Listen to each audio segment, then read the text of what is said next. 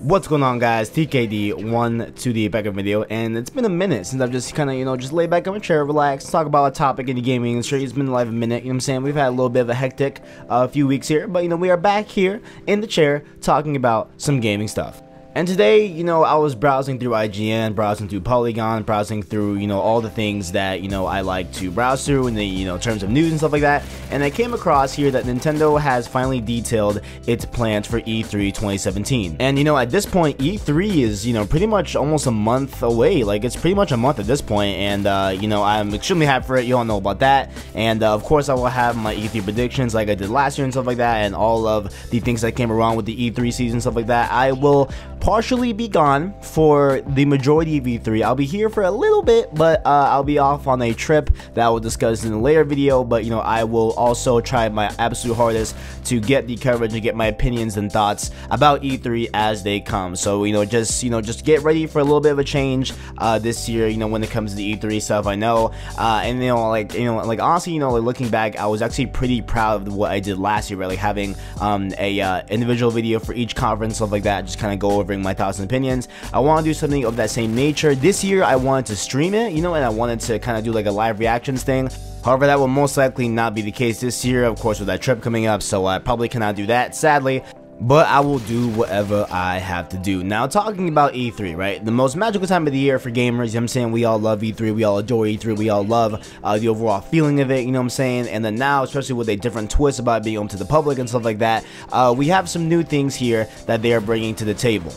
Now, when the news came out a few weeks ago that E3 would be open to the public, as in, any, random person that's not in the media industry, not in the gaming industry, can just go onto the show floor and buy tickets for them, right? Not talking about the conferences are still exclusive to press only and stuff like that, and, you have to have a certain, type of credentials and access to those conferences, of course. And I've actually heard that, like, you can literally just have, like, a blog, and you can still have a way to get into the conferences, stuff like that, like, as long as you have proof that you're going to be covering it, for some sort of purpose. I'm pretty sure it's pretty easy to get into, but beside the point, right? The just average, Joe Schmo, off the corner cannot just buy tickets for the conference, I'm saying. But now that Joe Schmo can buy tickets to the show floor, right? That is actually the real, in quotes, E3, right? Where you have a show floor, you go, you play all the new games that they revealed on stage and stuff like that. I'm saying? That is actually, in I guess context, like in terms, I guess, the real E3, quote unquote.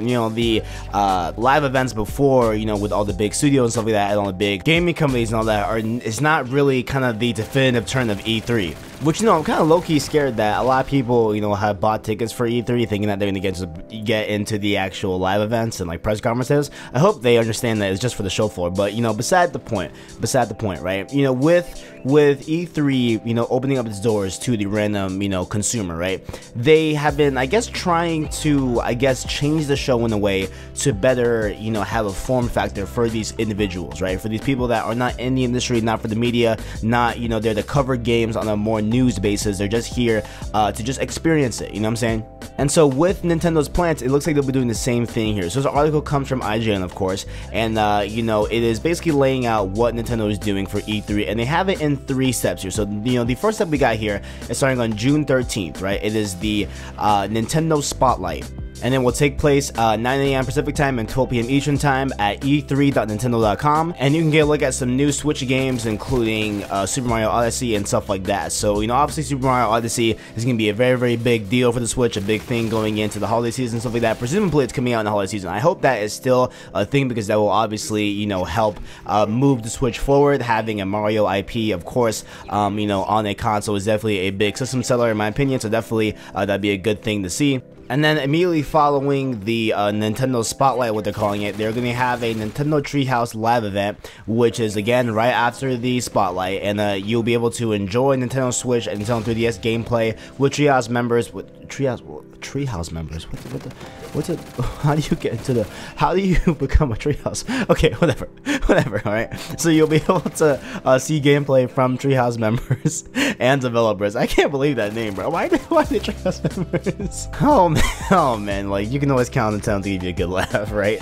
And then the following days on June 13th and 14th, you'll be getting live tournaments, right? Which will be featuring Splatoon 2, ARMS, stuff like that, and it will be streaming live from the E3 booth, you know, at Nintendo's E3 booth. So you'll be able to view competition, stuff like that, from big competitive games coming to the Switch, and you'll be able to watch people battle it out live and stuff like that. And you know what it looks like here is that it looks like, I'm not sure how you would actually get, you know, access to these tournaments. Like I don't know if you have to you know, I guess sign up to be a contender or whatever, or somehow you can just, you know, roll up and just, you know, be in the tournament. I don't know how it's gonna work there, but I'm presuming like if it's gonna be kind of an open thing where, you know, you can just come as Joe Schmo off the corner of, you know, QT and Circle K, and if you have a Switch, I guess you know, can just go into these tournaments and just play competitively against other people, is what I'm thinking, is what it sounds like here. So that is also another way that I feel like a lot of companies,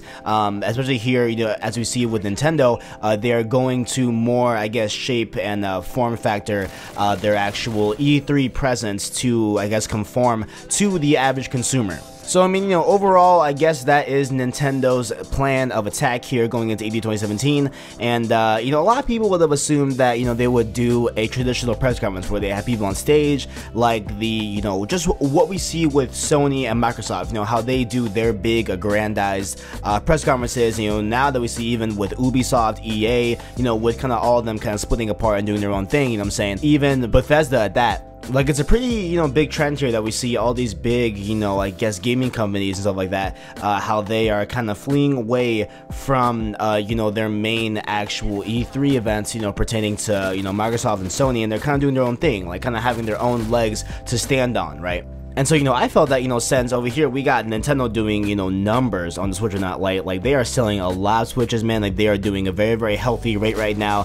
The Switch, you know, at least from right now, right? It's early on, right? It's early on. Okay, let's just give it that. But, you know, overall, it's been doing really good at this point. Like it's been selling a lot. It's been doing a lot of good publicity. It's been doing a lot of things, right? Of course, at least I would have assumed, and like I feel like a lot of people would have expected, you know what I'm saying, for them to come to E3, like, you know, with a newfound, I guess, self-esteem, you know, coming off of course, the Wii U. That was a big failure and stuff like that. Like, it was a big flop that we don't, you know, we don't talk about the Wii U in a good light at all, right? But, you know, with the Switch, dude, it's been working out, man. Like people want the Switch, you know what I'm saying? And, like, you know, that's something that a lot of people were conflicting over before the release, but now that we have it, you know, and now that, you know, I guess the proof is out there, right? It's been proven that it's successful, so I feel like, you know, they would have come out, had a big bang, had a big homecoming, you know what I'm saying? But I guess, you know, they're gonna stick to their old ways of, you know, kind of those dark times of the Wii U, and they're going to be having, and I guess what you call a Nintendo Direct. Like, I don't know why they kind of fled from that name. I don't really understand it, really, because I didn't feel like the Direct had like any of a negative connotation to it, but, you know, they haven't called it officially a Direct, like, in a little bit, because, like, they had that other Direct thing where it was kind of debuting some indie titles. It was like Nintendies, whatever it's called, like, you know, whatever that was, and they didn't call that a Direct either, right? But it was basically a Direct. And so now we have here, they're calling it a Nintendo Spotlight, and you know, again, they're kind of getting away from that Direct name, which I'm pretty curious about. Like, you know, like, I'm just wondering why they would, because overall, at least from the Nintendo side of things, like, Directs were pretty lit, man. Like, you know, they had plenty of announcements that were pretty dope on it, you know, and in a pretty consistent fashion. Like, a lot of people were digging the Directs in a way, you know what I'm saying? So I don't really understand why they're getting away from that. I don't know, maybe they're trying to just